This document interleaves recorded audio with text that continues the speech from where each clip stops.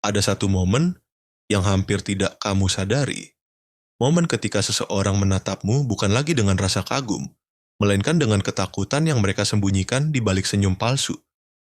Itu terjadi setelah kamu berhenti menjelaskan dirimu, setelah kamu berhenti berusaha dimengerti, dan mulai memilih diam, tapi mengamati.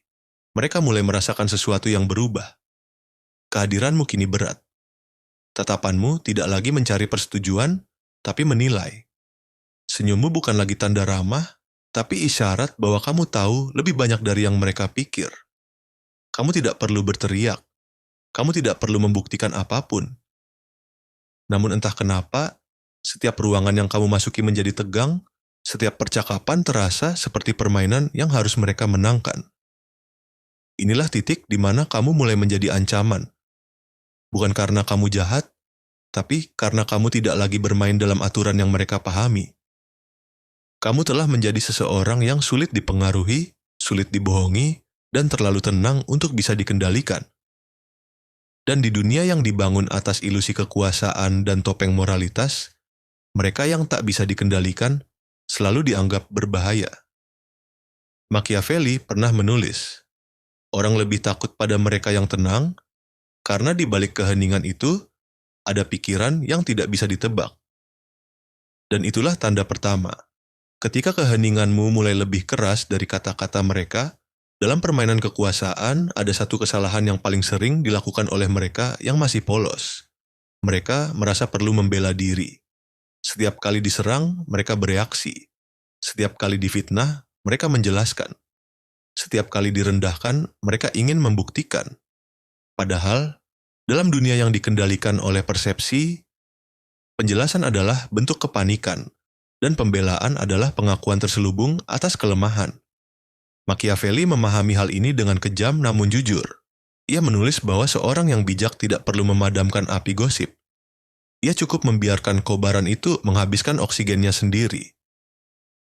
Karena mereka yang sibuk membantah, justru memberi nyawa pada tuduhan. Sementara mereka yang diam, memberi kesan bahwa mereka berada di atas semua itu. Diam bukan berarti pasif. Diam adalah strategi. Sebuah pernyataan yang disampaikan tanpa suara. Kamu tidak membalas karena kamu tahu. Setiap kali kamu menjawab serangan, kamu menurunkan dirimu ke level penyerangmu. Mereka berbicara dengan emosi. Kamu berbicara dengan waktu. Ketika kamu tetap diam, kamu memaksa mereka menafsirkan, dan ketakutan terbesar manusia selalu lahir dari penafsiran, bukan kepastian. Mereka mulai bertanya-tanya, apakah dia tahu sesuatu? Apakah dia sedang merencanakan sesuatu? Kenapa dia tidak bereaksi?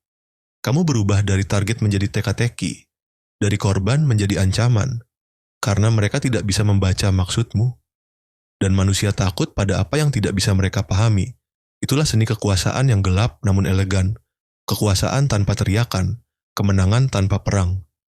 Dalam dunia Machiavellian, kekuatan sejati bukanlah kemampuan untuk menguasai orang lain, melainkan kemampuan untuk tidak terganggu ketika mereka mencoba menguasaimu. Dan di saat kamu berhenti membela diri, kamu bukan lagi bagian dari permainan mereka, kamu adalah permainannya. Manusia haus akan kepastian.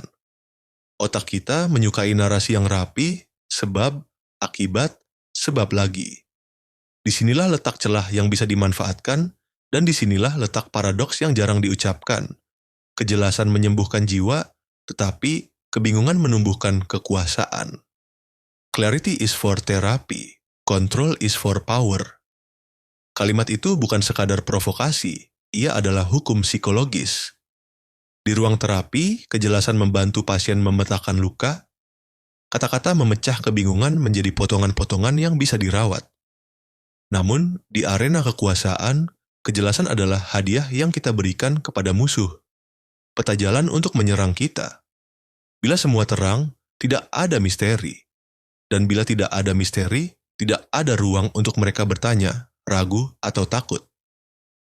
Persepsi adalah bahan bakar kontrol. Ketika orang lain tidak memiliki informasi yang cukup, mereka mengisi celah itu dengan ancaman imajiner, prasangka, asumsi, rumor. Mereka memproyeksikan kelemahan mereka ke dalam kekosongan yang kamu tinggalkan. itu bekerja seperti hukum proyeksi. Apa yang mereka takutkan pada diri sendiri, mereka lihat pada orang lain. Dan diammu memantulkan kembali ketakutan itu dalam bentuk yang jauh lebih mematikan, ketidakpastian. Taktik ini juga memanfaatkan bias konfirmasi dan efektivitas atribusi. Ketika kamu menjelaskan, mereka menyimpan bukti yang sesuai dengan narasi mereka. Ketika kamu tetap bungkam, mereka mencari makna, menafsirkan isyarat kecil sebagai bukti. Setiap tatapan, setiap jeda, menjadi bahan bacaan. Kamu bukan lagi sekadar manusia, kamu menjadi cermin yang memantulkan ketakutan mereka sendiri. Ada lagi paradoks. Orang-orang ingin mengendalikan, tetapi paling rapuh ketika mereka berusaha keras untuk mengerti. Mereka memaksa realitas menjadi sederhana, sehingga mereka bisa bertindak. Kamu mengambil keuntungan dari itu dengan memberi mereka terlalu banyak kerumitan untuk ditangani. Ketika kamu memilih kalem, kamu menanam ketidaknyamanan sistemik, sebuah ketidakpastian yang meracuni percakapan, melemahkan lawan, dan memberi waktu bagimu untuk bergerak di luar radar mereka. Kontrol bukan selalu berarti tindakan terbuka. Seringkali ia berarti manajemen interpretasi. Kamu mengontrol kisah yang mereka ceritakan tentangmu dengan membiarkan mereka merangkainya sendiri, dan karena manusia takut akan cerita tanpa akhir, mereka cenderung memilih yang paling mengerikan. Disitulah kekuasaanmu bertunas. Jadilah teka-teki yang elegan. Cukup hadir untuk membuat mereka waspada, tetapi cukup tidak terjelaskan untuk membuat mereka takut. Dalam keganjilan batin manusia, ketidakpastian adalah senjata, dan kamu, dengan keheninganmu, memegang pelatuknya. Dalam praktik, seni menjadi ancaman halus muncul paling jelas saat kamu menerapkannya pada 3 medan. Meja rapat, meja makan, dan ruang obrolan ringan.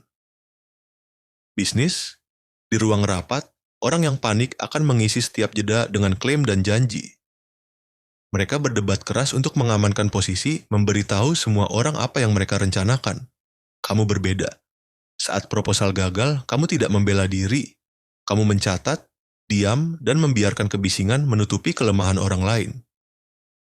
Rekan yang terburu-buru akan memperlihatkan rencana cadangan yang lemah, konflik internal, dan rasa takut. Sementara itu, investor dan pesaing mulai memperkirakan, dia tidak panik. Kenapa?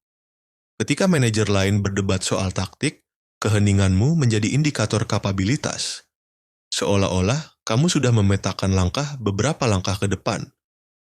Dalam negosiasi, diamnya kamu menekan lawan untuk mengungkapkan lebih banyak, yang kemudian bisa kamu gunakan sebagai aset. Relasi pribadi, dalam hubungan, mereka yang terlalu sering menjelaskan cinta atau niatnya justru melemahkan ikatan. Ketika kamu terus-menerus membela tindakan, kamu memberi mereka peraturan permainan. Tapi saat kamu mempraktikkan keheningan yang disengaja, pasangan atau teman mulai mencari-cari sebab. Apakah aku salah? Apakah dia marah? Keraguan itu memaksa mereka introspeksi. Seringkali membuat mereka datang kembali meminta kepastian. Dengan demikian, kamu menggeser posisi. Dari yang dikejar menjadi yang dikejar, bukan manipulasi kasar, tapi redistribusi kekuasaan. Bila kamu tenang, kamu menuntut respek yang otentik, bukan yang dipaksakan. Kehidupan sosial, di pesta dan jaringan sosial, percakapan adalah alat pertukaran informasi. Orang-orang memamerkan, membela, dan mengklaim. Kamu menjadi sosok yang observatif. Satu komentar pendekmu mampu mengguncang dinamika. Satu kalimat dingin di saat yang tepat, bukan ledakan emosi, bisa membuat seorang pamer terlihat kosong. Ketika rumor menyebar, responmu yang minimal membuat orang lain menambahkan bumbu pada cerita mereka sendiri, seringkali membesar-besarkan sampai menjadi bumerang. Mereka memutar narasi yang membuatmu terlihat lebih berbahaya daripada kamu bermaksud. Mereka yang awalnya meremehkan kini menata ulang penilaian mereka. Ketiga medan ini sama pola dasarnya.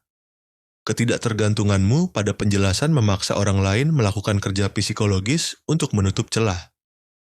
Mereka mulai mengungkapkan kelemahan, bersikap gegabah, atau menebak dengan buruk. Semua reaksi yang menguntungkan posisimu. Ingat, ini bukan kekejaman tanpa alasan, Ini seni memaksa dunia melihatmu sebagai variabel yang tak mudah diatur. Di sana, ancamanmu menjadi nyata, bukan karena kamu menghancurkan, melainkan karena kamu membuat mereka mempertanyakan pijakan mereka sendiri ketika tujuanmu adalah mengalihkan tenaga lawan dari serangan emosional ke kecemasan internal. Kata-kata panjang adalah musuhmu.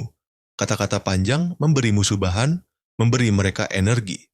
Kata-kata singkat, mereka menutup ruang, memotong napas percakapan, dan menanam keraguan. Inilah daftar respons yang bukan hanya singkat. Mereka bersifat instruktif, mereka memaksa lawan menilai ulang latarnya sendiri. Catat.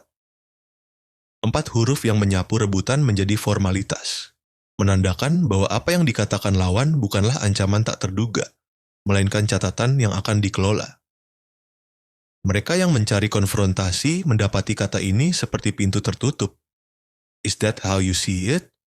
Bukan pertanyaan polos, ini jebakan. Memantulkan perspektif mereka kembali kepada mereka sendiri sambil memberi kesan bahwa kamu di atas narasi. Seketika, lawan harus mempertanggungjawabkan persepsinya. Noted. Dicatat, kedua versi, bahasa Inggris atau Indonesia, sama dinginnya. Mereka meredam urgensi, menyeratkan bahwa setiap kata mereka kini menjadi bukti yang mungkin digunakan nanti. Terima kasih informasinya. Senyuman yang tak terlihat di balik kalimat sopan ini mengaburkan niatmu. Mengubah serangan menjadi sumber data yang netral. Kamu yakin? Pertanyaan sederhana yang memaksa penegasan. Akan mereka ulangi? Akan mereka perjelas? Kebanyakan orang akan menambal narasinya sendiri, memberi lebih banyak celah, lain kali, di lain tempat, menunda pertempuran tanpa kehilangan muka. Mengalihkan emosi lawan menjadi kegamangan. Mereka menunggu, kamu mengatur waktu seranganmu. Biar saja. Bukan pasif, ini strategi. Menunjukkan bahwa beberapa hal tidak layak upayamu. Lawan merasa dilecehkan oleh pengabaianmu. Saya mendengarkan. Tampak ramah, tetapi dalam konteks ini adalah jebakan. Mereka akan bicara lebih panjang, lebih terbuka, memberimu bahan. Setiap respons adalah alat, dan alat digunakan sesuai kebutuhan. Mereka tidak dibuat untuk menyiksa. Mereka dibuat untuk mengelola tarikan napas percakapan. Seorang ancaman yang elegan tidak mengincar kehancuran, ia menanam kebimbangan, memaksa lawan untuk menjadi pengamat pada diri sendiri. Dengan kata-kata singkat, kamu tidak hanya menutup celah, kamu membuat celah itu bekerja untukmu. Ketenangan adalah wajah dari kekuasaan yang matang. Ia tidak berteriak, tidak memaksa, tidak perlu mengumumkan dirinya. Ia cukup hadir dan ruangan menyesuaikan. Lihatlah bagaimana dunia bereaksi pada seseorang yang benar-benar tenang. Mereka yang gemetar dalam kecemasan menafsirkannya sebagai kesombongan. Mereka yang haus perhatian menganggapnya sebagai ancaman. Dan mereka yang bijak tahu bahwa ketenangan seperti itu hanya lahir dari satu hal, kendali penuh atas diri sendiri.